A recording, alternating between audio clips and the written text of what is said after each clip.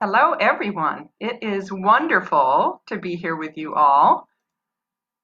And thanks for joining me. This is a new thing for me, although I've certainly watched many people's Facebook Live videos. So please do check in. Let me know if you're here. Just say hi, and I will begin in just a minute. We are at Spirited Living with Deborah Roth, and what I would love to do today is to talk with you about ways that we are taking care of ourselves or ways that we want to commit to taking care of ourselves during this very tricky time that we're in. There are lots of different models for self-care, and I teach whole workshops and day-long things about this topic. Wrote a book about it, Sacred Self-Centeredness. I'll talk about that in a minute as well. And what I would say is that I want to do a condensed sort of version of this, probably about 20 minutes, talk a little bit about it. I'd love to hear from anyone who is here. And then I'll talk a little bit more about self-care, and then I'll take you into a short meditation and look to wrap up after about 20 minutes or so. I think that's probably all I want to say to you right now. So, practicing radical self-care in precarious times. I love that phrase. It's actually it's from all kinds of things, but Deva Premal, who is one of my favorite chant people, has a CD that I love called Mantras for Precarious Times. So it really seems very apropos for right now. Now, there are many models to talk about self-care. I tend to refer to it as the four-pointed crown or the four-legged stool. It's the place I start with all of my clients, because really, truly, if you're not taking care of yourself on every level, you're not going to be able to serve and support those people that mean the most to you. So let's look about how we do that. Certainly at times like this, it's got to be the simplest, most simple things that we can think to do. Now, if you're in a place where and it could work either way. You're either completely isolated, you're on your own, or you're just with significant others or other. How you decide to take care of yourself is really going to vary according to who you speak with and who you live with. But let me just give you a little overview. So, the notion of if we are taking care of ourselves, we are really tending to our essence, to who we are at the core of ourselves, what I call our circle of one. Meister Eckhart, who was this philosopher from the Middle Ages, called it our soul spark, our scintilla, which just feels so yummy to me. So what we're doing here is feeding that part of ourselves on every level, mentally, physically, emotionally, and spiritually, so that there's not a black hole there, and so that we ourselves implode, and of course then can't take care of anybody else around us either. So I think one of the things that really, when I first started teaching about this, maybe you have heard or read, kind of classic by now, Stephen Covey's 7 Habits for Highly Effective People. And his 7th habit he calls sharpening the saw. And basically, and he says very clearly, see if I can find his actual words, exercising all 4 dimensions of our nature, physical, mental, emotional, and spiritual, regularly and consistently in wise and balanced ways. And that sharpening the saw keeps us sharp, keeps us ready to roll. By doing that, we are able to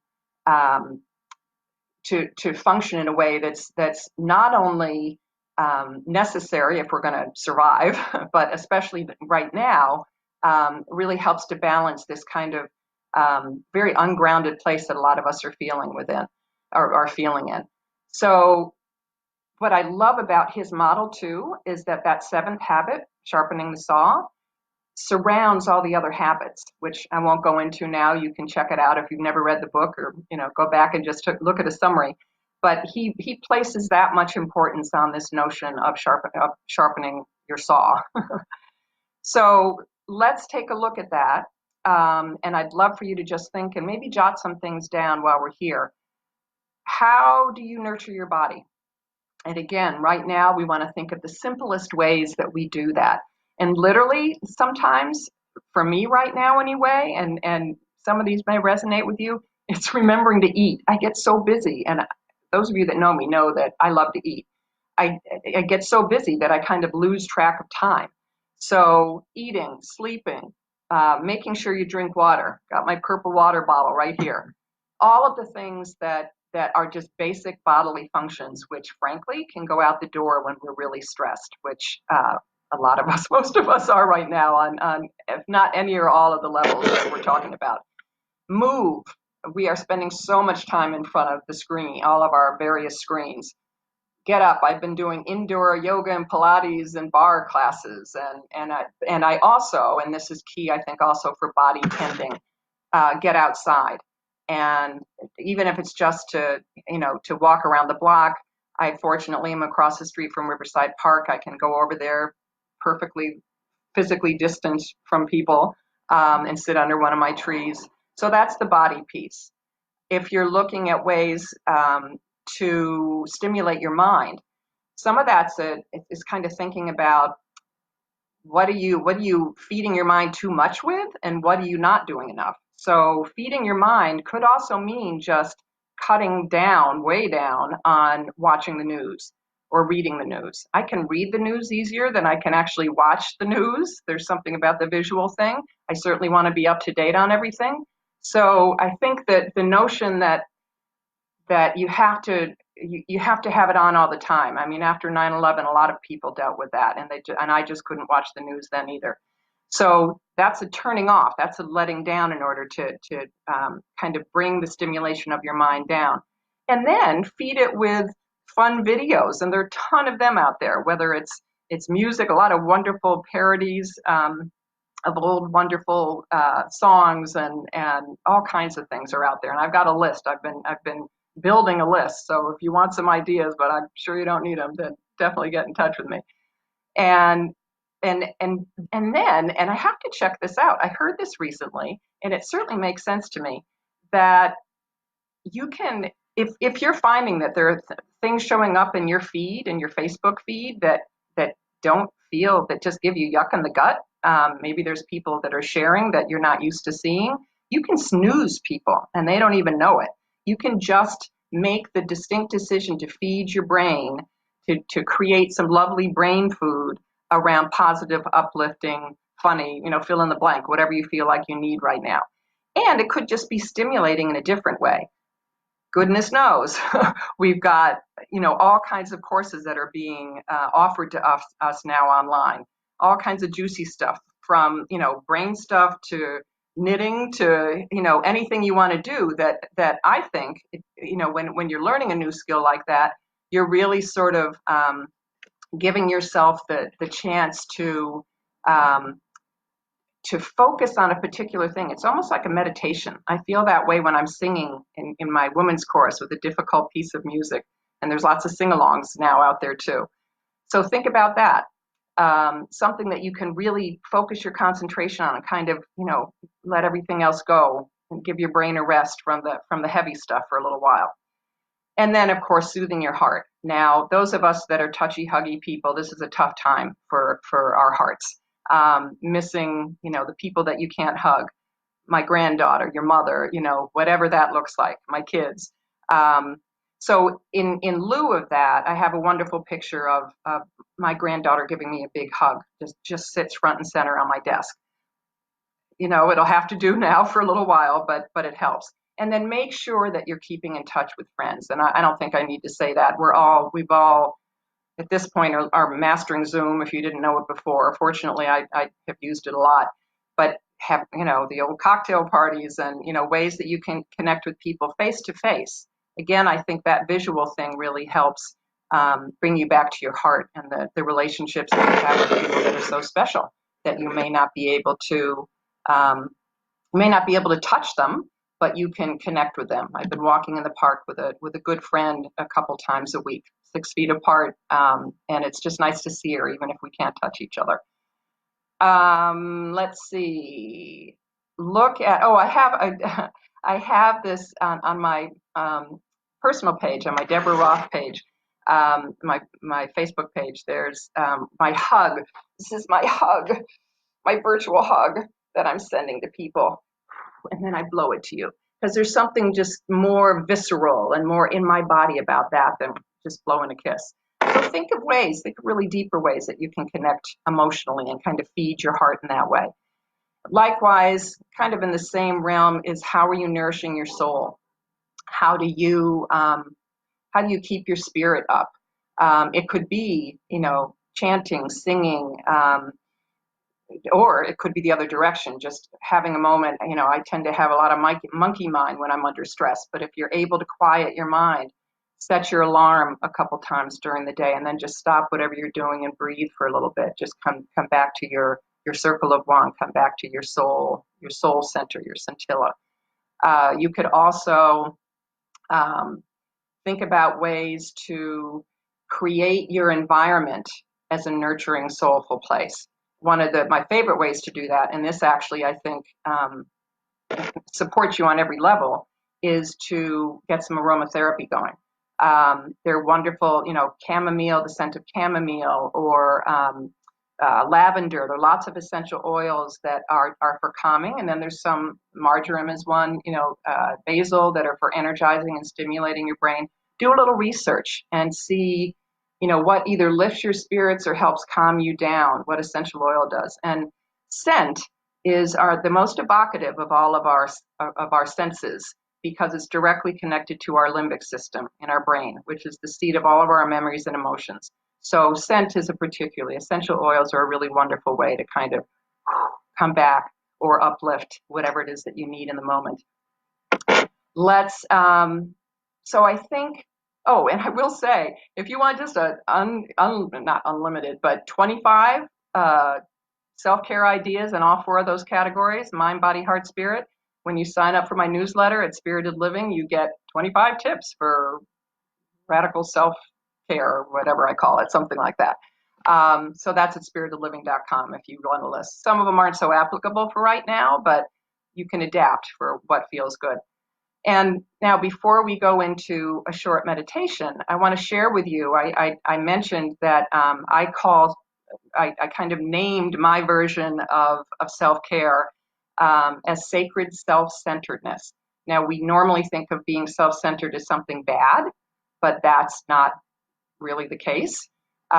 It's because of what it's doing. What sacred self-centeredness is, it's centering you back into your soul spark, into your scintilla, into your circle of one. And when we do that, we just kind of, I've got a good friend, Lynn Bourbeau, who's a trauma therapist, and she talks about regulating the nervous system. We just kind of bring ourselves back to center. So because I call it sacred self-centeredness, coming back to our purest, best, highest self, I've made up, I've used the word self, as an acronym in a couple different ways. So if you just kind of write on your paper, SELF, and in the S category, I talk about it obviously being sacred. And symbol laden, because symbols are the language of the unconscious. And so I have all kinds of lovely things around my desk area and in my general environment, where I allow myself to just kind of place them there. And even when my conscious mind forgets what this shell was from, or what this crystal is from, there is a part of me that holds that. So surround your space in a way that's self-nurturing, with symbols, with meaningful symbols for you. The E part is, and I kind of alluded to a couple of them, is energizing. Could be energizing. Again, this is not one or the other. It's often many things. It's energizing, it's enlightening, it's enlivening. So think of what are the actions, what are the qualities of the self-care that you want to create. Sacred, symbol laden, energizing, enlightened, enriching is the S and the E. The L is loving and luscious and limitless. I mean, those are three of the great L words. And so loving is really about self-love, and really isn't that what self-care is all about?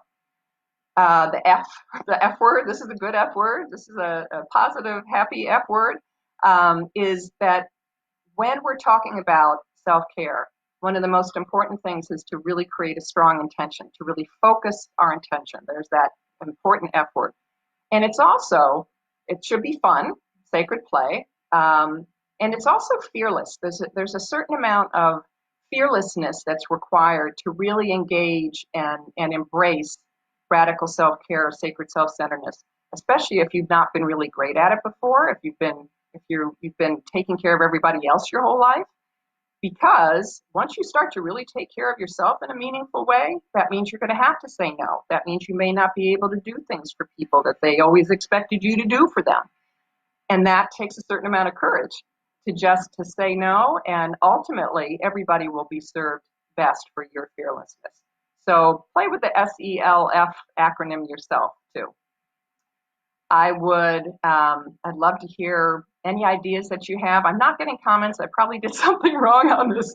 I'm not seeing people up there, but I'm just talking because people will watch this eventually. So what I will do now is take you into a meditation, and just very briefly, because I want you to take a moment to just reflect on what are the things that you're doing, and give yourself credit for the things that you're already doing to really nourish yourself on every level. And what are the things that you'd like to commit to doing, maybe based on some of the ideas. So I'm going to invite you just to close your eyes and to breathe with me, inhaling, exhaling, inhaling, and exhaling. And one more time together, inhaling and exhaling. And take a moment now in this still place. Imagine that you have breathed life and light and love into your circle of one, into your soul spark deep within. And in that wise place, in that place where your highest self, your wise self resides, reflect now for a moment on the things that you are doing or can be doing that you want to commit to doing to stimulate your mind or to calm your mind. What are some of those practices that you need to do to bring yourself to a place that feels mentally stable and stress-free? Maybe jot some down. You can open up your eye just in a little open eye meditation place. And then take a breath, and let's think about how you want to, or how you have been, give yourself credit for that, nurturing your body. You may not be able to go out for a manicure or a workout at the gym, but how can you bring that experience inside? In addition to all of those basic, simple things that we need to be doing for our bodies right now. Just jot an idea or two down that you can commit to. And then let's breathe again. And exhaling. And move on to our hearts. Move on to how we can soothe our hearts and support ourselves emotionally. What are some ways? Maybe it's just giving yourself a hug on a regular basis.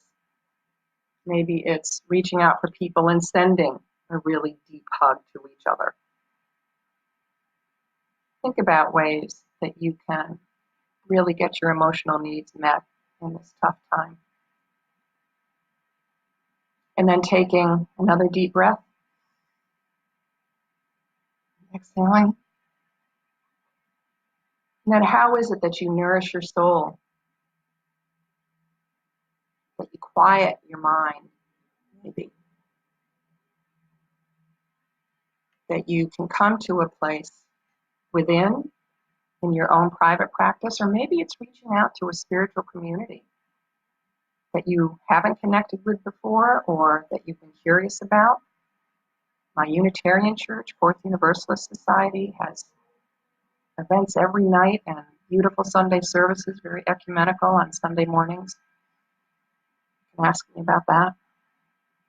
Think about what you need to do to nourish your soul in these precarious times.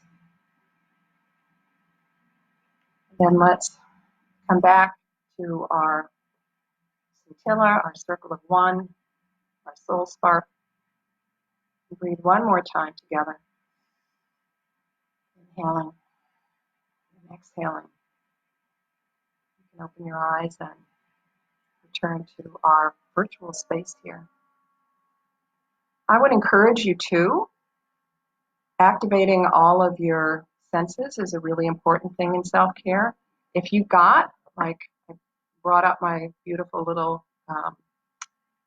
Amazonite crystal, pick something that you can use as a self-care amulet and imbue it with some of the commitments that you want to make and wear it. It could be like my spiral is always a reminder to make sure that I'm going within as well as being outward in the world. Could be anything, but you can create an amulet and just sit with it and imbue it with all of your self-care commitments that you want to create.